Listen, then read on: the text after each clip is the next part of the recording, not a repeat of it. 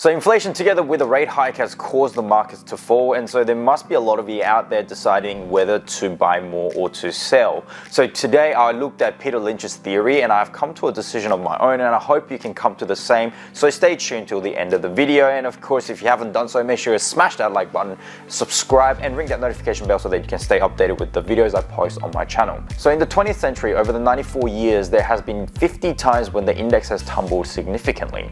Peter Lynch has identified that most of these dips were around negative 10%. 15 of them were around 15%. On average, there has been a dip every 2 years. And Lynch adds further by saying if you can time the market perfectly, then you can make a lot of money, but I've never seen anyone do that consistently. So it is pretty clear that no one can predict the dips or crashes exactly when and where they occur, but many can argue that they can feel the overheating of the market. And even if someone can feel the overheating of the market, the indices can still rise another 1 to 2 years like it did in 2006. And as much as we put Michael Burry on the pedestal, he too had to wait for a crash for 2 years. And yes, he did make a lot of money, but if the subprime mortgage trigger came just a little bit later, Michael Burry might not be the rich genius as we know him to be today. So in reality, not only does the stock pick have to be good with good technicals, but you also need a good amount of luck in order to time your plays and make a lot of money. And the difference between success and failure in this game is literally a wick or a single candle. And so if you're like me and you haven't been so lucky, then do continue to watch on, because the point I'm trying to make here is that market dips are frequent and hard to predict. Take a look. I looked at NASDAQ and checked how often there was a dip from the year 2000. During the dot-com bubble, there has been a staggering 82% drop, and this is what they typically make reference to when they say that there's going to be an elongated crash in the market today. Basically something that nobody wants right now. Or maybe some of you do want because you want to find a good opportunity. But since the year 2000, there weren't any crazy dips as nasty as that one. 2004 to 2008, during the 5 years, there has been 5 dips. GFC brought the market down 47%. 2009 to 2015, during that 7 years, there has been 7 dips, 1 per year on average. And even with these dips, this was the best time you could have ever invested into stocks. Just look at how much growth you can see in the graph right now. And there wasn't any big drops for a while, because as you can see, there was a big drop in 2000 already. The markets just generally soldiered on with very minor corrections. During these bullish times, if you were to panic during one of those little corrections and said, OMG, the market dropped 10%, so I'm running away, and you sold all your position, then you probably would have missed out on a big opportunity to make a lot of money in arguably one of the most prosperous times in economic history. Now look at 2006 to 2021. There was a strong rally there as well, but there were 12, 23, 30 and 14% drops along the way, with 30% being the corona being. So a market crisis occurred on a yearly basis again. And looking at now, in 2022, there's that 33% drop, which we all suffered, which many people are considering a big drop as well, like the one that happened in 2000, which then says across 22 years, there were only 2 major drops, with this one having potential to drop even further. So before we let our minds run like crazy, I counted how many 10% plus drops there were since 2000. There were 18 of them. So we can say almost every year these dips happen. 20+% corrections occurred 6 times, so it occurred every 4 years, and 30+% of correction occurred 4 times in 00, 08, 20 and 22. So let's talk about the most recent dip in 2022. Since Corona, now is the first time we've seen a big dip of more than 30%. And usually after a sizable fall, a strong rally follows for a few years. And even in the strong rally, there has been 10 to 15% dips almost every year. But there has been a very strong and even trustworthy increase in stock prices over time. And it is also worth noting, since 2000, the global leaders had a mission to save the economy, which happened through quantitative easing. This means that the money printer has been hard at work since the year 2000. And whilst we had some dips along the way, quantitative easing has been a major driving force behind our economy. And until now, the money that's been printed out has not been absorbed back. So that's why we have seen strong growth in asset prices since 2000.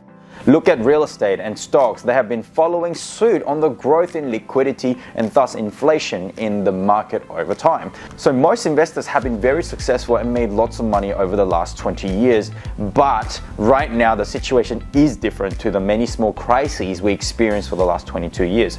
Instead, we actually resemble more the times during 1970, the time of stagflation and Paul Volcker. So this current dip may not be as small as we have experienced in the past, but a more elongated crash like in the 70s, because unlike the past 20 years, we are in the period of quantitative tightening. So now if you consider the dot-com crash in the year 2000, the index was up 5x in 1 year and 3 months and dropped 82%. And comparably now, the index has jumped 2.5 times since COVID and dropped 33% since. So the proportions roughly do match on both scenarios. Now, I'm not here trying to say just because these numbers match, so we're going to be fine and onwards and upwards we go from here.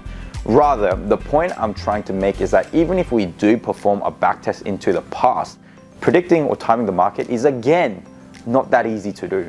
It's not like markets dip at exactly 4-year intervals. Big dips don't always take 7 years to make, and sometimes consecutive dips can even occur in a span of 2 years. Just because you observed in the past that dips occur every 4 years doesn't mean the same will repeat into the next 4 years. Expecting this as a rule is a bit too idealistic, and it doesn't really apply to what is a frequently irrational market. And whilst I have set the test period for the last 22 years, you need to also take note that, once again, before this test period was a different economic era altogether. The past 20 years have been a time of quantitative easing, and the period before that was not the same and would behave differently. So there shouldn't be blind faith into just data, as the random dips are quite hard to predict and defend from your portfolio's perspective. So the best way is to do the following. Buy into companies and assets that you like at a cheaper price. Don't try to time the bottom, rather dollar cost average into the assets and give it time for the assets to rise in price. This way, your loss will be tighter with a bigger upside in profits. And when the yearly ordeal comes your way in the form of dips, do not have the mindset that these are the times when you need to leave, get out, or sell. Rather, think of these times as a bargain sale where you can buy further into the companies and assets you have researched into. Much like there is the yearly sale at your local department store, think of these dips as opportunities. Because whilst you might think the markets just rise and fall, if you zoom out and look at the big picture, the market is in a strong rising trend overall. And your instincts will say buy when the prices are rising and everything is going well, and to sell when the prices crash and you lose a bit of money. And every part of your being would reject your prior actions. Instead, when you're feeling greedy, then you should sell. This is easier said than done, because what happens is, even if people select good companies, people tend to rush to a purchase. And when they do purchase, they want the prices to rise immediately. Even when you invest into a good company like Apple and you experience some loss, you would want to just sell it. See, when you bought Apple in the first place, you looked at the company and you saw that it was good, with good management and with good future. But when the price begins to fall after you buy, you no longer see that investment as a good company. Rather, you see it as a mere stock with technicals, which is what causes you to leave. So you need the self-control to be able to act contrary to your instincts. You need to beat fear with courage, and this isn't something that can be taught to people. This is the battle that you have to win against yourself. And this is a better mindset to have, because there's always inflation in the market and things just become more expensive over time. When the prices of goods increase, the companies make more money, and when you increase company profits, then your stock price will inevitably increase. For example, a barrel of oil cost $2 in the 70s, now it costs $100. That's a 50x increase. A packet of cigarettes cost 25 cents, now it costs $10. That's a 40x increase. A loaf of bread was 25 cents, and now it's $2.50, a 10x jump. And a cup of coffee was 40 cents in the 70s, and now it costs $2.50, a 6x jump. See, even if there's no increase in units sold, when the price of goods increase, the profits naturally increase. And there are certainly more variables that can increase profits as well, such as population. We just cracked 8 billion. For the case of global companies, even if the demand per capita remains the same, the units sold will increase. Secondly, due to the increase in income per capita, demand per capita will increase as well. Thirdly, due to changing trends, demand per capita can increase. As an example, cars. Compare the number of cars per household in the 70s versus now and what that will do to demand for petrol. And fourth is a big one, increase in market share. Every time a large company survives a crisis, they come out with increased market share. During a crisis, large companies do not save money on their product development. They increase quality and therefore they're able to sell their products for a higher price. And so the companies that fall into this category is your companies like Apple, Tesla, Samsung, and Amazon. And on the other hand, the smaller companies do not have the capital power during the hard times to be able to invest more into their product quality. Instead, they shout lower prices for their products, which drops their product quality, and the customers continue to leave their ecosystem.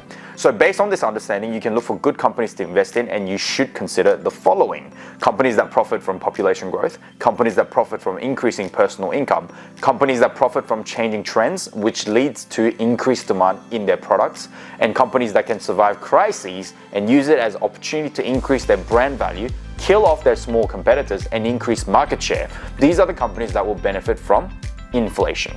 So if you make good selections, you can survive these index dips. Your success rate will continue to rise, and selecting these good companies are much easier than timing and predicting the market. So just continue to invest into these companies when the index dips. And I'd say this is about the full use you will make out of keeping an eye on the indices. Also, if you find the market is generally overheated and you expect a bear market to follow, you can stop your purchasing and accumulate cash over time. And so even if the dip does not come, then it is okay because you increased your cash position. And this is better than you selling off all your positions waiting for that huge dip, which might never happen, and you miss out on the gain, which definitely would have been the case since 2009, even until now.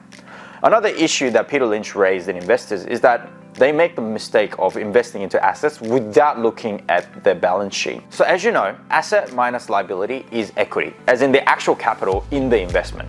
And this equation makes it important that you need to look at what assets a company has.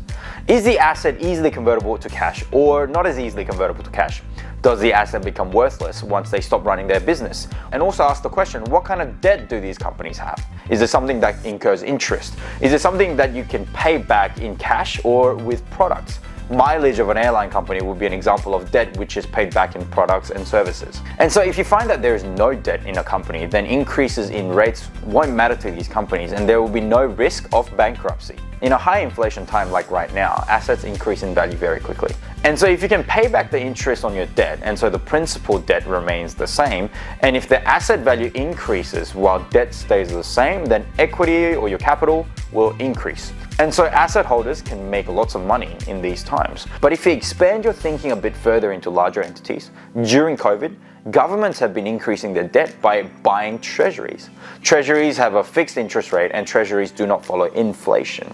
Governments typically do hold a lot of assets, so if you look at it this way, the governments can use this opportunity with inflation to decrease their debt position in comparison to their asset positions.